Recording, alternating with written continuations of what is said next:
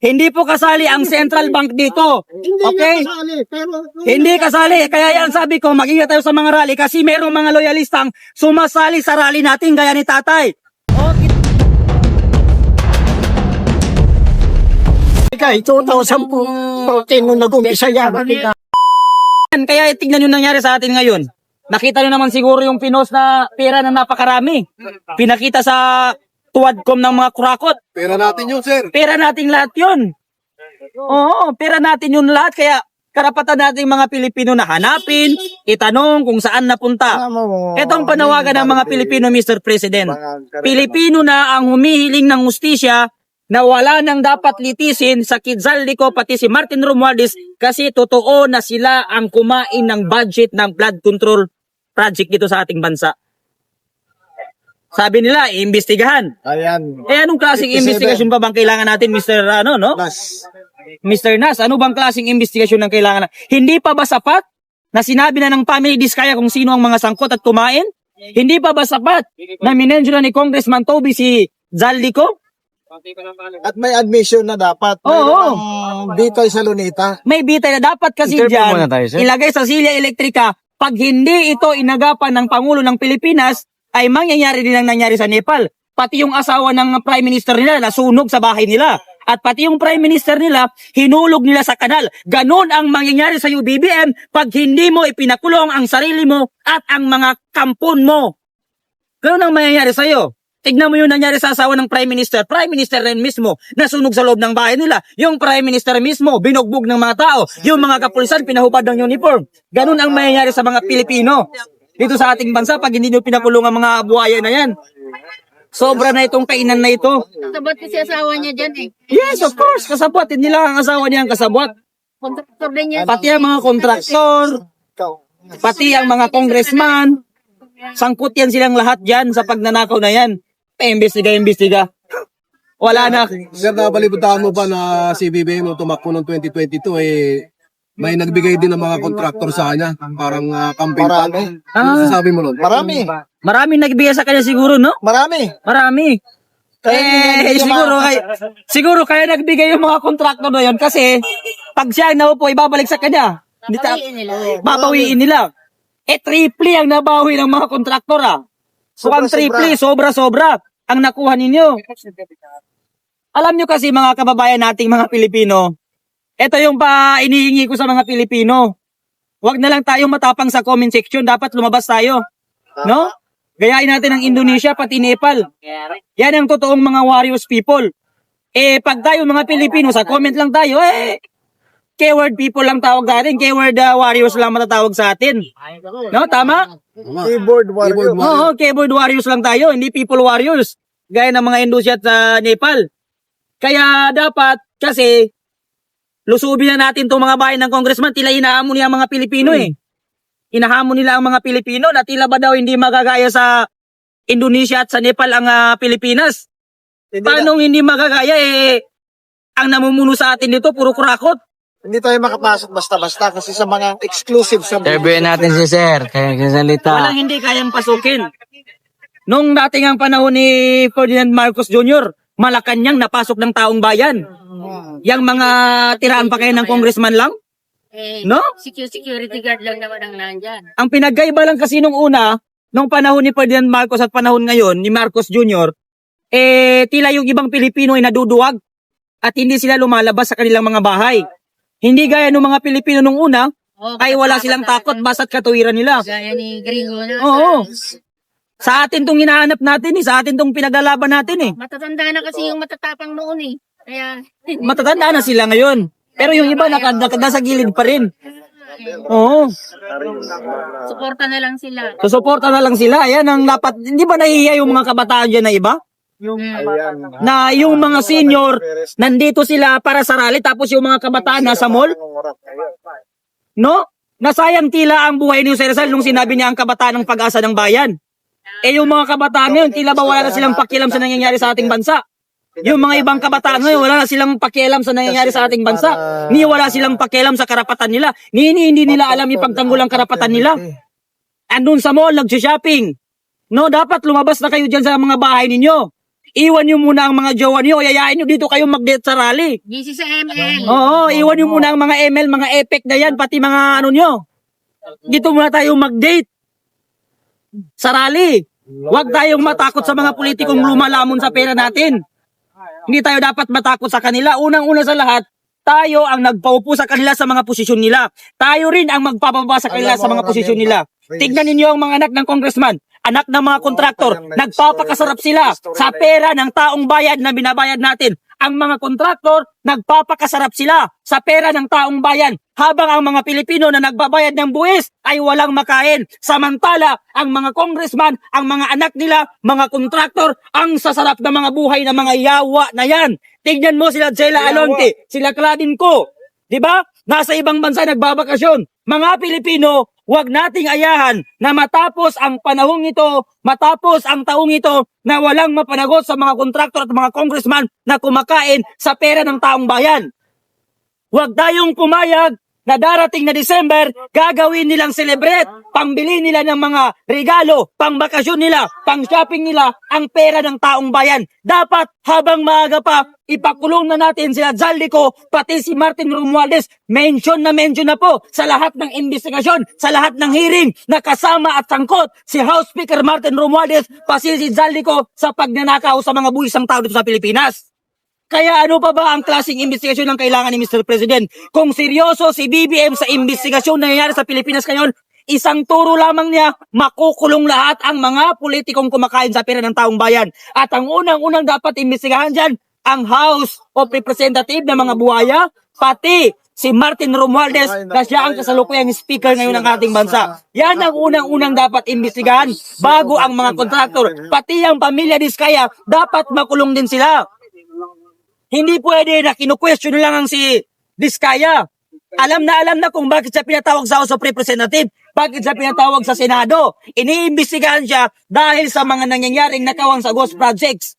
Ngayon, ang pinapakalat nila, dipilit nilang inidarawit ang nakaraang administrasyon. Ang hinahanap ng taong bayan, Mr. President, yung budget ngayong 2025 kung saan napunta ang budget na yan.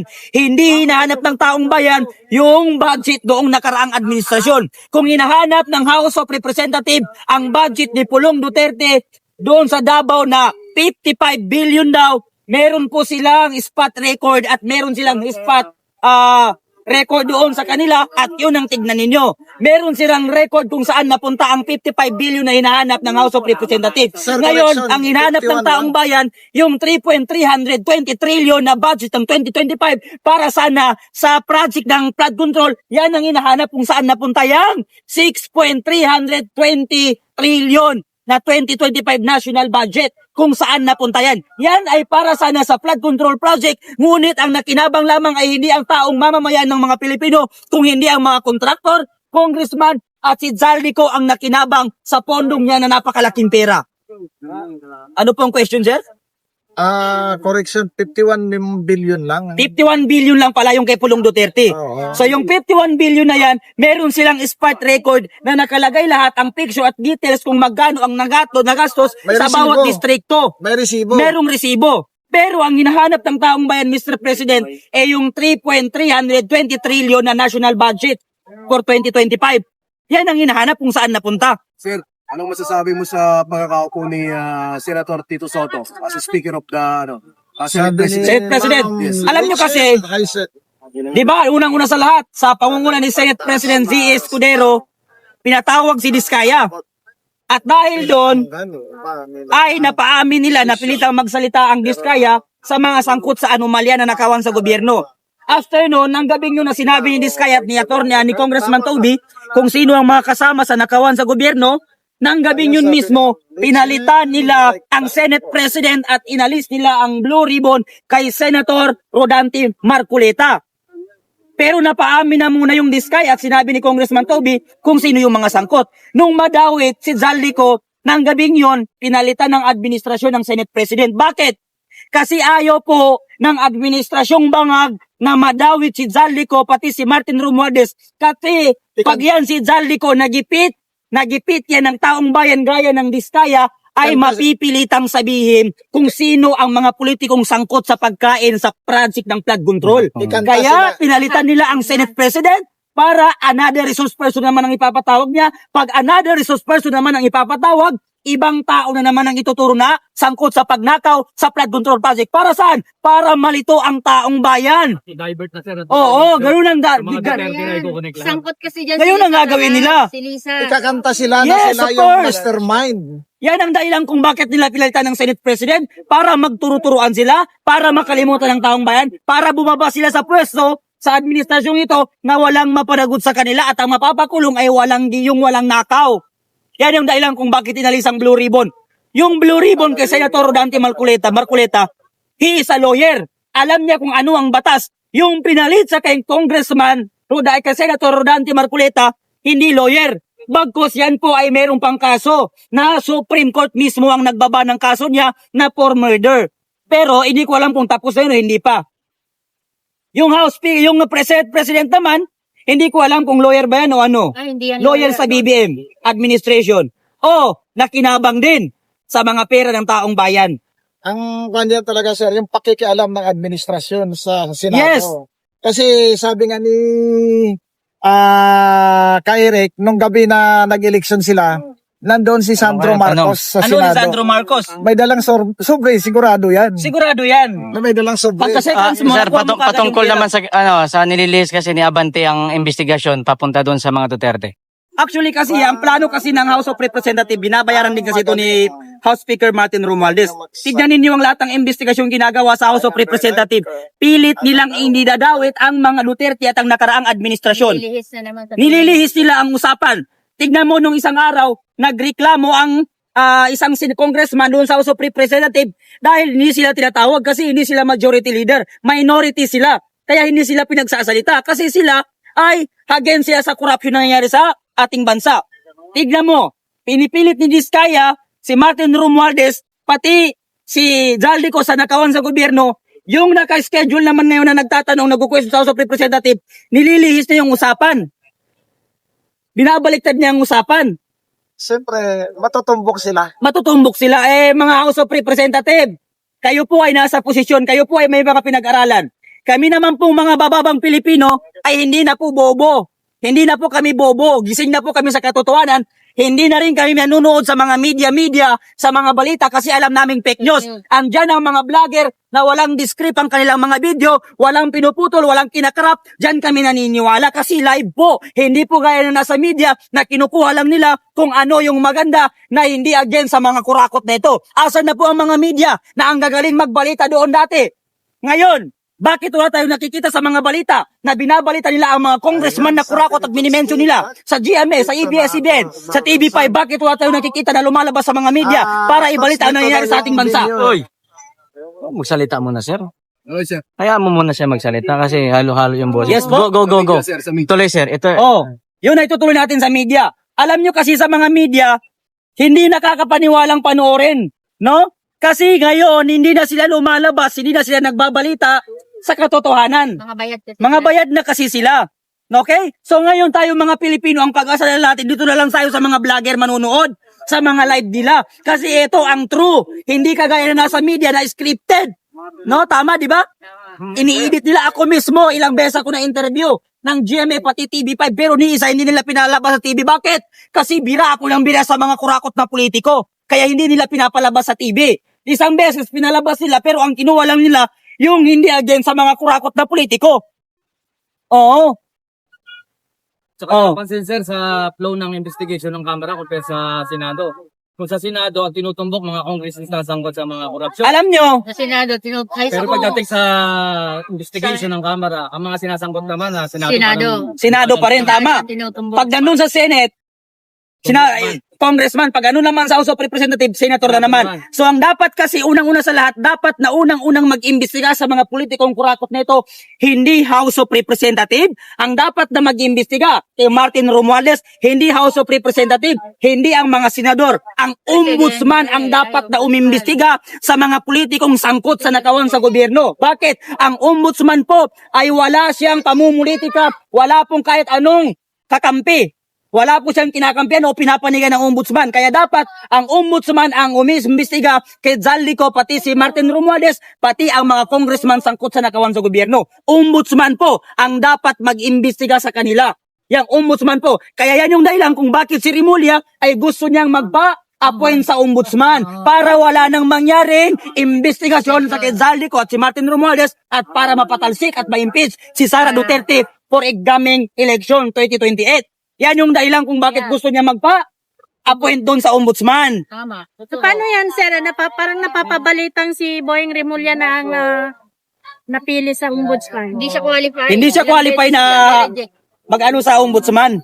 Kaya na-cancel yung una kasi gusto niya sa Comelec siya. Palitan niya si George Garcia. Pero hindi rin tumalab yun. Yung una kasi hiningin niya na siya ang i-appoint sa, papalitan niya si George Garcia sa Comelec. Ay hindi rin siya nakapasok doon. Ngayon naman, ang hinihingi niya kay BBM, i-appoint siya sa ombudsman. Hindi kayo pwede ron. Hindi pwede ang puro kurakot na nasa matataas na posisyon. Si BBM kurakot. Tapos yung speaker kurakot. Mga congressman kurakot. Ang House of Representatives kurakot. Tapos kukunin niyo pa yung ombudsman para lahat kayo hindi na mabunyag sa mga nagagawa ninyong nakawan sa gobyerno. Hindi po pwede yun. Absuelto silang lahat. Para absueldo silang lahat. Mukhang ano na lang ang kasama natin, MMDA na lang. Para kay BBM, birthday niya ngayon.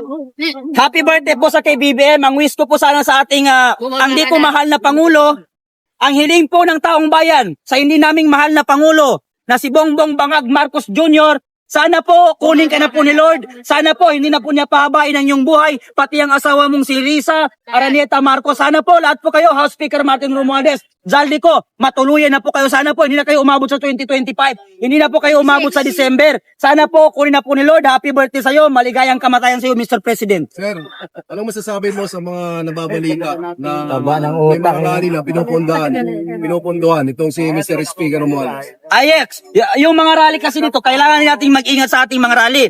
Kasi merong mga sumisingit dyan na mga loyalista na wala silang ginawa kung hindi manggulo sa rally.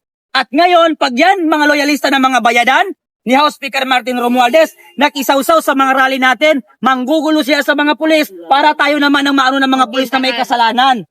Yan po ang ginagawa ni House Speaker Martin Romualdez ngayon. Nagpapadala siya ng mga taong bayadan, ng mga loyalista, sa mga grupo nating nagrarally dito na para lamang sa korupsyon. Sila ang nangunguna sa mga katangahan, kagaguhan at kalukuhan at pananapon ng mga basura yung mga loyalista. Ngayon, pag yan nananapon sila ng mga gamit at sinasaktan nila ang mga pulis, aalis sila. Ngayon tayo ang mapag-iiwanan. Kaya, ingatan po natin ang mga sumasama sa ating mga rally. Dahil karamihan dyan yung iba, mga loyalista, na hindi nagrarally para sa bayan, kung hindi nagrarally para sa mga pera ni Martin Romualdez. No. So, anong plano natin? Babalik tayo doon. Babalik tayo doon, sir. Saan nagmumula ang pera? Saan? Bayan bayan. Sa taong bayan nagmumula ang pera. Tayo ang pinagmumula ng pera ng gobyerno. Kung walang taong bayan, walang gobyerno sa ating bansa. Yan po ang katotohanan. Kung walang tao, walang politiko. Kung walang tao na nagbabayad ng buwis, walang politikong tatakbo sa posisyon kasi wala silang mapagbukunan ng sahod nila. Kapatid, tatay po, pakinggan mong mabuti. Ang mga sahod po ng mga politiko ay galing sa mga taxpayer, galing sa buwis ng taong bayan. Diyan po galing ang pera na sinasahod sa mga kongresista ng mga kurakot at sa presidenteng buhaya. Ngayon, ang mga ayuda po ay galing din po sa pera natin yan. Na nag-i-imprenta ng dollar ang Central Bank. Dollar, hindi natin pinag-uusapan dito ang Central Bank. Ang pinag-uusapan natin kung saan galing ang pera ng gobyerno. Yan po. Hindi po kasali ang Central Bank dito. Okay? Hindi kasali. Kaya yan sabi ko, mag-ingat tayo sa mga rally kasi merong mga loyalistang sumasali sa rally natin gaya ni tatay. Oh, kitang-kitang loyalista. Kampi na kampi siya sa mga kurakot. Nakakatawa, tatay. Ang pinaglalaban natin dito, korupsyon. Hindi dito pinagtatanungan kung sino ang nag-imprenta ng pera. Alam ng taong bayan na nag-imprenta ng pera ay ang Bangko Sentral ng Pilipinas. Pero saan galing yon? Sa buwis ng taong bayan, ang sinasahod ng mga politikong tumatakbo na yan. Yan po. Ang tanong niya kung saan galing ang pera ng mga gobyerno. Sa ating mga taxpayer. Kaya nga siya tumatakbo eh. Kasi kung walang pakinabang dyan, Alright. Kung walang tao, Walang kung walang pakinabang. tao sa Pilipinas, walang gobyerno sa Pilipinas. Kung walang tao sa Pilipinas, walang tatakbong politiko kasi saan nila kukunin ang mga sahod ng nila. Ang mga sahod nila galing yan sa mga taxpayer. Yung mga binibigay nilang ayuda, atin yan lahat, kaya dapat kunin natin kung anong ibigay nila. Oo. At saka hindi basta-basta nag-iimprenta ng pera ang Eh, Bangko Sentral. yes, of course, hindi basta-basta nag-iimprenta, kaya nga nagkakautang ang Pilipinas eh. Lalong hindi Oo. pwede mag-imprenta ng Bangko ng Pilipinas. At mas lalong hindi ka pwede mag-imprenta ng dollar dito sa Pilipinas. Kasi pag ginawa mo yun, doon ka makikita sa United Nations. Doon ka lilitis sa United Nations. Pagkatapos lalay ka sila elektrika. Bakit nasa Republika ng Pilipinas, nag-iimprenta ka ng dollar? Peso ang pera dito, hindi dollar. Diba? Nasa Pilipinas po tayo, tatay. Kaya bawal dito ang dollar. Kahit may dollar ka dyan, ibili mo sa tindahan, bumili ka ng Max, baka sampalin ka na nagtitinda. Sabi niyo, oy, Pilipino ako tayo, hindi ako Amerikano. Hindi naman tayo foreigner, kaya nga nagrarally tayo para sa korupsyon. Kasi kung ang nagrarally tayo para sa Bangko Sentral, at ang pinag-uusapan dito ay kung sinong nag-imprenta ng pera, dapat doon tayo sa Bangko Sentral nagrarally. Kaya yung susunod na ano. Oo. 21 po sa Luneta po. Sa 21 po, Akin to. doon naman tayo sa Thank you, Luneta. Ang nag-organize po niyan ay si Chavit Singson. Pati ang mga iba pang mga namumuno sa mga organisasyon at sa mga kulay natin. Sila po ay nagkaisa para sa bayan, para labanan itong korupsyon na nangyayari sa ating bansa. Sa 21 po, nanonood po tayo sa Luneta Park, 7 a.m. po to 7 p.m. po. Yun na po ang katapusan ng buhay ng mga kurakot na politiko na nagpapahirap sa mamamayang Pilipino. Thank you very much. Yun, tara na. Alright. Punta tayo doon. Kaya tayo doon kay mainit na si Luloy. Mainit na si Lolo. Yes, sir. Sige, thank you very much. Magkisa tayo para sa bayan. Alright, let's go. Hindi para sa Amerika. Hindi para sa Amerika at para sa dollar.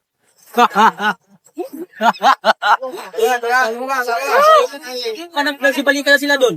Ayan, nandun sila galing sa Israel, kasama natin. Oo. Pati yung mga ibang vlogger, hindi ko may ibang mga vlogger, no? No. Nagpaiwan mo yung ibang vlogger nila. Tatay! Tropa naman, tropa yan eh. Ganyan lang yan. Kanya-kanya ko. Maganda yan. Ano lang na nga naman. Sa Israel po. Siguro tatay eh. Hindi, totoo yung sinabi ko. Angit yan eh. Ang natikay, Juan. Magandang araw. Kinasayo ba yung kasata na yan? Hanapin mo na lang yung Juan ko na Eduardo Miranda sa YouTube. Aba, tay. Ano po yung tanong nyo kanina tayo? Hindi ko kasi narinig eh. Ang saan nang gagaling ang pera? Saan po tayo? Saan? O, saan po ba? Hindi, doon sa ini-imprint ang dollar. Ano bang mga bis? Ang dami hindi nagbabayad ng bis. Ang dami mga lupa hindi nagbabayad ng bis. Oh. Hindi lang naman yun sa tayo sa lupa. Oh, hindi lang. Binibili natin na simpleng bagay. Kahit betchin po, meron na po. Maski na. Ay, paano nyo nasasabi na may mga nag-iimprenta ng dollar? Ay, excuse me, Padan. Patunayan, may dokumento ako. Wala kang trabaho. Si Janet Yellen ang nagbigay 2014 nung nag-umpisa yan. Yung XDR na sinasabi ni Duterte, yun ang dollar na inimprenta. Tay, salamat ha. Thank you po, tay. Sige po, tay, salamat po. Hindi ako nagpunta. Dahil ako, matagal na ako nakikipaglaban. Hmm. Pero kayo, ngayon lang kayo. 2018, hanapin ninyo kung sino nagpasara ng IMF. Tatay, ang hinahanap po kasi tatay ng taong bayan kung saan napunta yung 6.320 million na para sa project ng Ang flood control na-imprint project. ang dollar dito sa Pilipinas, 5.1 trillion. Yes, trillion. Pero po tatay, ang hinahanap po kasi ng taong bayan, yung budget para sa flood control project kung saan napunta. Yan po yung dahilan kung bakit tayo nandito at naparali. Hindi po para sa dollar ng gobyerno ng Amerika. Hindi yun. Kung sinakuha ng kinupa nila. Kaya naminigay si Marcos ng gano'n. Sa hello, ma'am. Hindi siya ma-impeach. Pero si Max, pwede mo, tama. Okay, babuhay tayo lahat. Tama ko pala. Okay, let's go. Yun ang hinahanap natin, nabangan siya. Si tatay, kung sino sinusuportahan ni tatay. Sino sinusuportahan mo, tatay? Wala. Sino susuportahan mo? Puro magnanakaw. No. Habang tayo magandang tayo, walang pera-pera. Bukas po yung bag nyo, tay. Bukas yung bag mo. Let's go. Ano pa sa Mag-PR kasi mo ko sa ano dahil baka yung para tapos na. Kaya mga kababayan, nakita niyo po, napakainit na. Spoken dollar pala si tatay eh.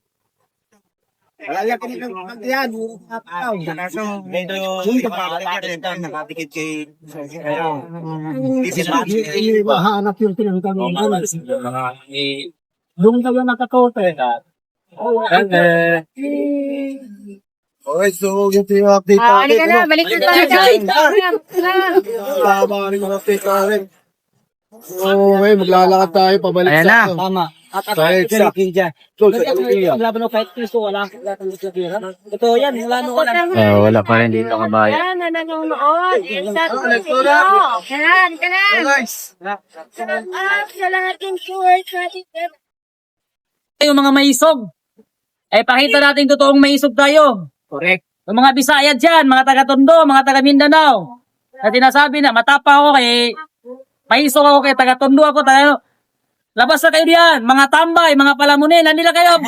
That's right. Magkaisa tayo. Ano palamun? Yung mga tambay, mga adik, palamunin. Lumabas na kayo, pati ang mga drug addict, lumabas kayo, kasi pati kayo, pag pinilong sa meron din yung, pagpasok niya yan dito, binabayaran niya bago makapasok dito. Labas na kayo dito. Magkisa tayo mamaya. Mamaya, iintay namin ang mga maisog. Si Atty. Vic Rodriguez na nag-organize nito. Hinihintay kayo ng taong bayan dito sa EDSA Shrine. Panawagan namin sa mga bawat Pilipino. Lumabas na kayo sa EDSA Shrine. At ipakita natin ang totoong Pilipino tayo. Yan na, yan na! Yan na! Yan na ang senyas! Tambaluslos, guys. Yan Ayan na! na! Senyas na magkisa tayo. Lumabas na kayo sabay. Ayan na! Tambaluslos, Martin Romualdez, BBM, pati ang Diyos galit sa inyo, gago! Magsilabasan na kayo dyan! Pati ang Diyos, nagbibigay na ng senyos eh. Lumabas na daw kayo dyan, mga maisog, mga palamunin, mga tambay. Halina kayo dito sa EDSA Shrine mamayang alas 2 hanggang gabi, hanggang bukas, hanggang hindi bumaba ang mga politikong kurakot na nagpapahirap sa mga Pilipino. Kaya ito, labas tayo. Kaya Abante, mensahe mo. Congressman Abante, ito na ang oras para lumangoy ka ng paatras. Dahil nandito na ang sambayan ng Pilipinong hahatak sa'yo sa impyerno. Ayan. Dali, yari ka kay Abante, tinira mo na. Yari ka kaya Abante. Tanong, sinisingit mo sa Abante, yari ka. Akala ko dito si Abante kahapon yung Labas dito. labas nila ba? Sino pala yun, sino? Kalimutan ko yung pangalan nun. Pero parang si Abante, kaya sabi ko, hindi ako tutuloy dito. Natatakot ka ba kay Abante? Actually, hindi ako takot kay Abante. Mas gusto ko pa nga ipatawag ko sa House of Representatives.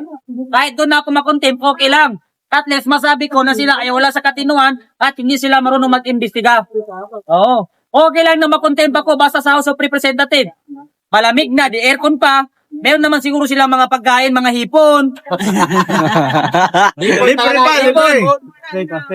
Favorite ko kasing kainin yung hipon. Gaya ni Congressman Abante na utak hipon. Oo. Masarap kasi yung hipon kasi naghalo ang tae pati utak kaya mga komunista ngayon. Kaya masarap talaga yung hipon. Buwang. Mga Pilipino, magsilabas na kayo dyan. Mag-isa tayo dito tayo, just ride. Pati yung mga maisog, membro ng maisog, lahat, unity, kakamping, dilawan. Pumunta na kayo dito sa EDSA Shrine. Okay? Hindi na muna natin titigilan kung anong kulay natin.